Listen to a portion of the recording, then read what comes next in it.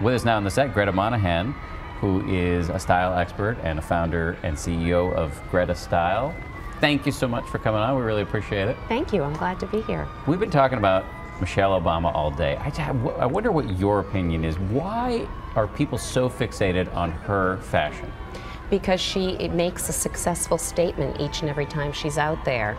Just like she talks about all of her efforts and the work she does as having a strategy, she does the same with her style, and she makes a lasting impression. And what do you think, what is the strategy?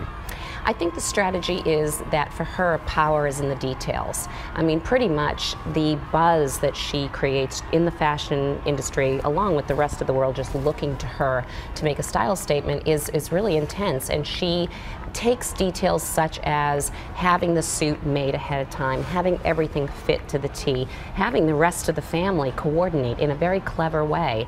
This is not something you just do 5 minutes in the morning. This is something that takes thought and takes care. So the fact that she does that for herself, but also through every single member of her family, is really impressive. Okay, quick gut reaction to a series of things. 1, the bangs. Love. 2, her outfit today. Love. 3, the president's sense of style. Does he have any?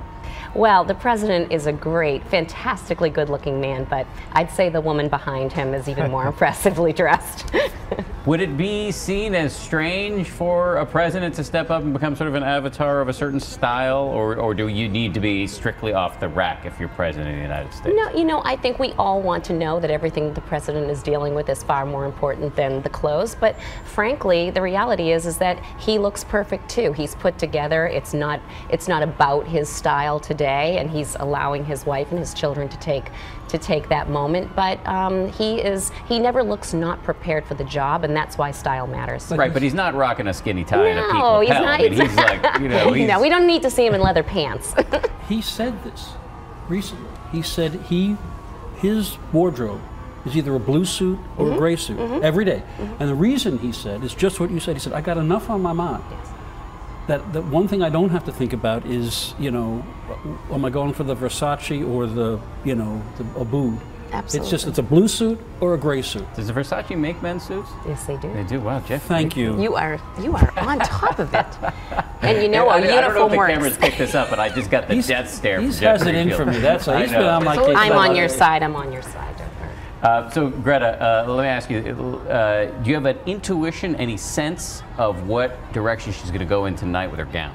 I think everybody's wondering that. I think that she will have to do it big and bold, considering her first dress worn designer Jason Wu put him on the map as a designer, and she really came out not at all shy to show her feminine side and to really say, I want to make a splash. So I think tonight, whoever wins that lucky moment to be worn by Michelle Obama, as far as designers go, it's going to be a total change in their company overnight. I was going to get back to the president's style for a second, because I remember we talked about it, the president's style, really only when he messes it up, right? This is true. I remember the mom jeans. Mom jeans, right? Yes. And that was like a flutter of conversation for a few days over these unfortunate denim pants.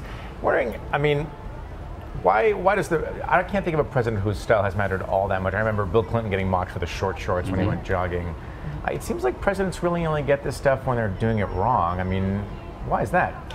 Well, I think that's really, you know, the thing. We don't really look to them and think that they're actually having that expectation that they're going to step up ultra stylish or ultra on trend. That's really not what we look to them for. So, but when it is something that we sort of can, you know, look and say, wow, they're just like us, which I think the Obamas, more than any other family, are the most accessible that we've ever had at the White House. So you see them in so many more situations than you would if you took a look back into history, not just jogging, but everywhere. Sometimes, you know, she's in the garden on TV with Rachel Ray, or she's really, they've opened up their home and made us part of it, so we get to see a lot more of that, and that's why on occasion I think President Obama gets a little nod or a little giggle towards that. Speaking of jogging, Joe Biden has been just getting his cardio in on this this stroll. He's been buzzing around like a bee.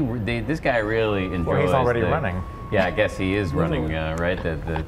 This may be a little pre-2016 shuffle here.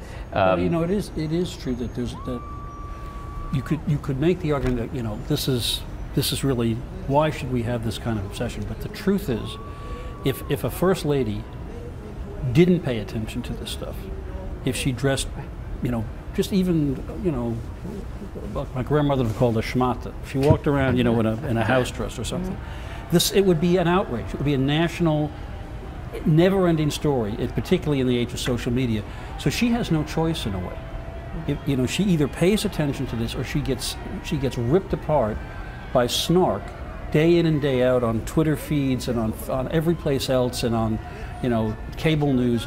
So she's forced into this role in some sense. Whether she cares about this or not, she has to. Indisputably true, but she could have picked a safer route. She ended up going pretty fashion forward. Yes, but absolutely. I think the point is, since she knew she was in this role, go for it.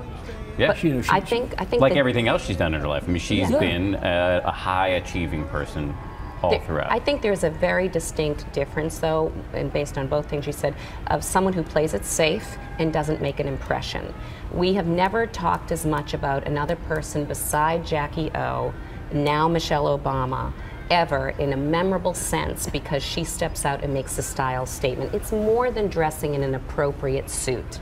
There's been plenty of first ladies who have done that, and if I asked you what they wore or asked you where it was that it happened that they wore a certain dress or a certain suit, you wouldn't remember because it's generic looking. So I think it absolutely does connect to a sense of having her own sense of power and her own sense of statement to make. Have you ever seen her make a misstep? I have not. What I've seen, though, is that to me, she is really showing what you see now with the hair being smooth and sleek, the dress being very streamlined and tailored, her jump from all accessible American brands to now to very designer premium brands and mixing it up, is that you're seeing a seasoned style statement being made. This is not her first term style. This is her second term style. Her hair, her look, everything really says much more polish, much more sleek, and sophistication. She's not new anymore. You remember Hillary Clinton with the hair?